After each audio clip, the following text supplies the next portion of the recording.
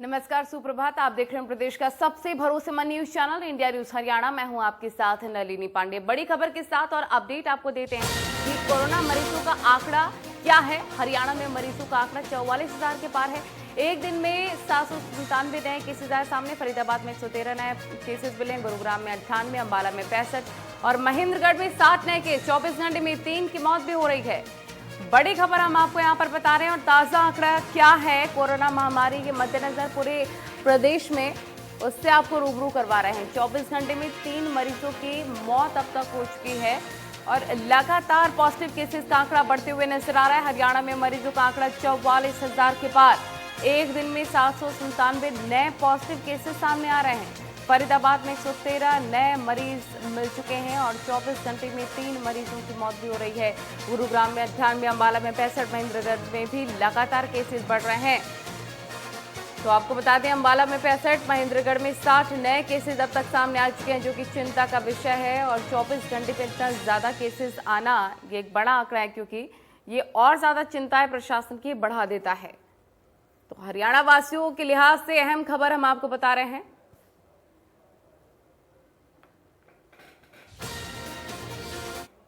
मनोहर cabinet की आज अहम मीटिंग होने वाली है। सीएम की अध्यक्षता में सिविल सचिवालय में ये मीटिंग होगी। विधानसभा सत्र बुलाने समेत कई अहम मुद्दों पर होगी चर्चा।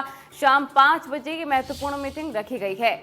तो सीएम की अध्यक्षता में सिविल सचिवालय में ये महत्वपूर्ण मीटिंग रखी गई है। इस वक्त की बड़ी खबर आपको बता रहे हैं। क्या कुछ खास रहने वाला है, इससे भी आपको अपडेट कराते रहेंगे। पल पल की अपडेट जरूर आप तक पहुंचाएंगे। 5 बजे ये कैबिनेट की मीटिंग रखी गई है।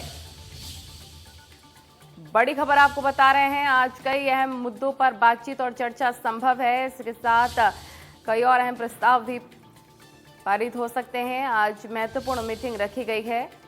5 बजे का वक्त बताया जा रहा है जब ये कैबिनेट की मीटिंग शुरू हो जाएगी। कैबिनेट मीटिंग को लेकर तमाम जानकारियां, तमाम अपडेट्स आप तक जरूर पहुंचाएंगे इंडिया न्यूज हरियाणा के माध्यम से। मनोहर कैबिनेट की आज महत्वपूर्ण मीटिंग और लगातार बैठकों का दौर जारी है। प्रदेश में किस तरह से विकास हो सके और कार्य को लेकर, कोरोना को लेकर भी सजगता प्रदेश सरकार की तरफ से बढ़ती जा रही है। तो सीएम की अध्यक्षता में महत्वपूर्ण मीटिंग 5 बजे का वक्त बताया जा रहा है जब ये कैबिनेट की मीटिंग शुरू हो जाएगी। विधानसभा स्पीकर ज्ञानचंद गुप्ता ने कहा है कि विधानसभा सत्र को लेकर मंत्रिमंडल की बैठक में फैसला होगा और सत्र को लेकर पूरी तैयारी भी कर ली गई है। वहीं स्पीकर ने पंजाब हरियाणा विधानसभा विवाद को लेकर भी बड़ा बयान दिया है। क्या कुछ कहा, देखिए। हरियाणा विधानसभा के मॉनसून सत्र को लेकर पूरी तैयारी हो चुकी है। विधानसभा स्पीकर ज्ञानचंद गुप्ता की माने तो वो पूरी तरह से तैयार हैं। हालांकि अभी विधानसभा सत्र की तारीखों का ऐलान नहीं हुआ है, लेकिन सीटिंग प्लान पूरी तरह से तैयार हो चुका है। वहीं ज्ञानचंद गुप्ता ने यह भी कहा कि अभय चौटाला की ओर से आए पत्र में सीटिंग के लिए जो मांग की गई है उसका पूरा ख्याल रखा जाएगा। देखिए, विधानसभा का सत्र कब होगा इसका निर्णय तो कल जो मंत्रिमंडल की बैठक होने वाली है उस बैठक के अंदर वो निर्णय करेंगे कि किस तारीख को, कौन कौन सी डेट को विधानसभा का सत्र बुलाना है। लेकिन हम सत्र बुलाने के लिए सत्र का अरेंजमेंट हमने पूरी तरह से कर लिया है। सिटिंग अरेंजमेंट जो है, हमने कोरोना का ध्यान रखते हुए, सोशल डिस्टेंसिंग का ध्यान रखते हुए, हमने वहाँ पर जो विजिटर गैलरी है या स्पीकर्स गैलरी है उन दोनों के साथ जोड़ करके इस सत्र को हम सफलता से कर पाएंगे। एक पत्र उनका मुझे मिला है जिसके अंदर उन्होंने कहा है कि मुझे उचित स्थान मिलना चाहिए और मैं उनको विश्वास दिलाता हूँ नियम और कानून के तहत पार्टी की पोजीशन को ध्यान में रखते हुए जो भी उचित स्थान उनको बैठेगा हम उनको जरूर देंगे। उनकी पूरी हम इज़्ज़त जो है, वो एक माननीय हमारे बहुत सीनियर मेंबर हैं, उनका मान और सम्मान जरूर हम करेंगे। उसी प्रकार से करेंगे जो हमें नियम और कानून हमारे इजाज़त देंगे। इतना ही नहीं, ज्ञानचंद गुप्ता ने विधानसभा में हिस्सेदारी को लेकर चल रहे उठापटक पर भी कहा कि पंजाब के राज्यपाल बीपी बदनौर से वो मिल चुके हैं। उन्होंने आश्वासन भी दिया था कि मामले का हल होगा, लेकिन अब तक इस मामले पर पंजाब सरकार कोई काम नहीं कर रही है। उन्होंने कहा कि इस मामले में एक स्वतंत्र एजेंसी तय करे कि किसके हिस्से में कितना जमीन है, क्योंकि इस समय जो स्थिति है उससे कई चीजों में दिक्कतें आ रही हैं। उन्होंने ये भी साफ किया कि वो पंजाब से 40-60 का जो हिस्सा है वो मांग रहे हैं, जो हरियाणा का हक है। हम बात कर रहे हैं कि जो 40 हमें मिलना चाहिए था, वो 40 हमें अभी तक नहीं मिला। अच्छा होता पंजाब विधानसभा के अध्यक्ष, जब मैं उनसे मिला था, उन्होंने एक बात कही थी कि दोनों विधानसभाओं के सेक्रेटरी एक टेबल पर बैठ कर के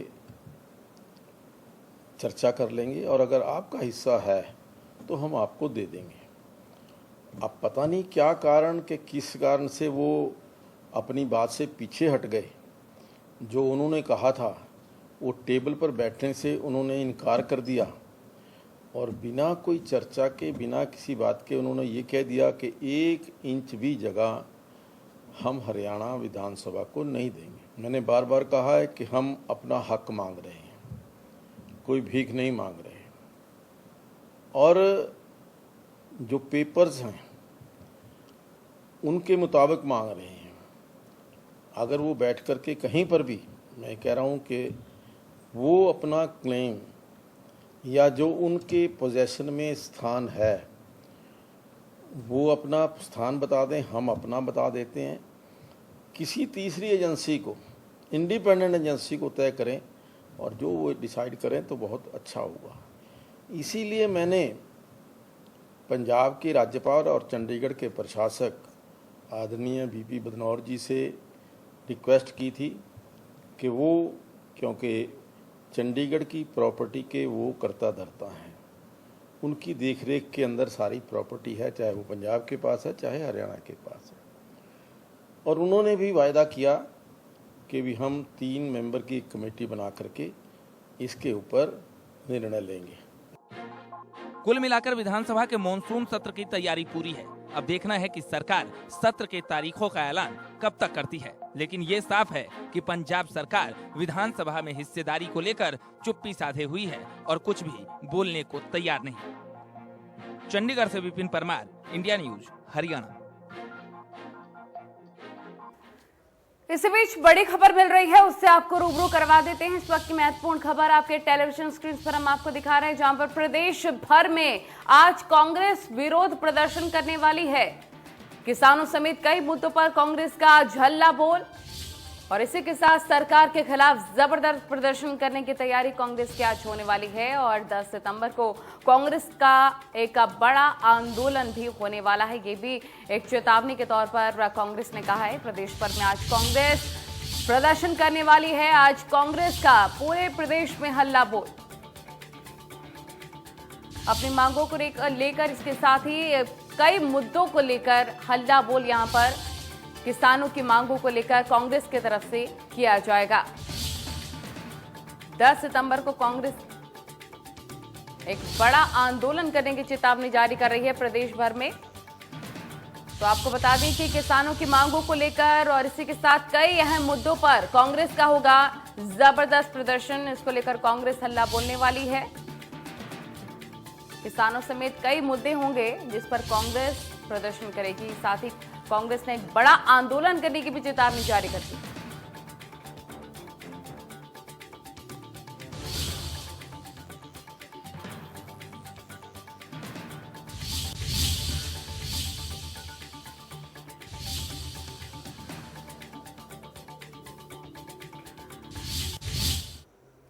सरकार और विपक्ष के बीच में जुबानी जंग लगातार तेज होती जा रही है। वहीं पर आज प्रदेश भर में सरकार के खिलाफ प्रदर्शन करने की पूरी तैयारी कांग्रेस कर चुकी है। इसके साथ ही अब सरकार को भाकियों का विरोध भी झेलना पड़ रहा है। भाकियों ने 15 अगस्त को जिला मुख्यालयों पर विरोध प्रदर्शन करने का ऐलान किया है और इसके अलावा इनेलो भी सरकार पर किसानों से जुड़े मुद्दे पर सरकार को घेर रही है। ये रिपोर्ट देखें। कांग्रेस सरकार के खिलाफ 13 अगस्त को पूरे प्रदेश में प्रदर्शन करने वाली है। नेता विपक्ष भूपेंद्र सिंह हुड्डा ने कहा कि किसानों के मुद्दे को लेकर भी प्रदर्शन होगा और जिला मुख्यालयों पर कांग्रेस प्रदर्शन करेगी। कल के बाद ये आपके सामने फसल बीमा योजना घोटाला आ गया। तो इसी बात को मैंने कल कहा था, अजीब सी हालत है तेरे आने के बाद, सुबह का दर्द शाम को पुराना हो जाता है। मतलब एक घोटाले की इंक्वायरी आप मांग करते हैं, दूसरा तैयार हो जाता है। भ्रष्टाचार जितना इस सरकार के दौरान हुआ है, कभी भी सब रिकॉर्ड हो रहे हैं, इसमें तो कोई बात नहीं, आप सामने देख रहे हैं। एक के बाद एक घोटाला, यमुना का रास्ता बदल गया, माइनिंग का घोटाला, आपका शराब का घोटाला, रजिस्ट्री का घोटाला, धान का घोटाला, सरसों की खरीद का घोटाला और ये ओवरलोडिंग का घोटाला।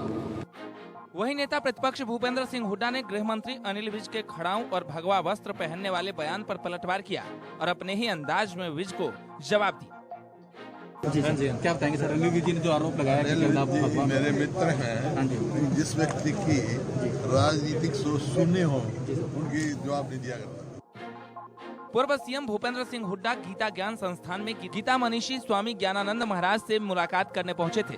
दोनों के बीच लगभग आधे घंटे तक मुलाकात हुई। इसके बाद नेता विपक्ष ने सरकार को आड़े हाथों लिया और प्रदेश व्यापी प्रदर्शन की पूरी तैयारी होने की बात कही। कांग्रेस जहां एक तरफ प्रदेश भर में सरकार के खिलाफ हल्ला बोलेगी, वहीं भारतीय किसान यूनियन ने भी 15 अगस्त को जिला मुख्यालयों पर विरोध प्रदर्शन करने का फैसला लिया है। भाकियू ने केंद्र सरकार के अध्यादेशों को किसान विरोधी बताया है। वो 3 अध्यादेश किसान विरोधी ही नहीं, वो राष्ट्र विरोधी अध्यादेश हैं। उससे पूरे देश के हर नागरिक को नुकसान होने वाला है। उनमें जो पहला अध्यादेश उन्होंने जारी किया है कि मंडियों से बाहर कोई खरीद सकता है, उस पर टैक्स नहीं है। सर छोटू राम ने प्रावधान किया था कि व्यापारी को मंडी में ही खरीदनी पड़ेगी, वहाँ बोली होगी, उसका उच्चतम रेट किसान को मिलेगा। अब किसान उस उच्चतम रेट से वंचित रह जाएगा। इसका और जब मंडियों से बाहर खरीदने पे टैक्स में छूट है तो फिर कोई मंडी में क्यों खरीदने आएगा। इसका मतलब ये है कि मंडियां तोड़ने का सीधा षड्यंत्र इन्होंने रच दिया और प्रधानमंत्री जी भी बयान दे रहे हैं कि हम बिचौलियों को बाहर निकाल रहे हैं। जो इन्होंने कॉन्ट्रैक्ट फार्मिंग की है वो भी मंडियां तोड़ने का दूसरा तरीका है कि भैया आप मंडी में लेके मत जाइए, आप सीधा कॉन्ट्रैक्ट करिए कंपनी से और कंपनी आपका माल खरीद देगी, मंडी की जरूरत नहीं है।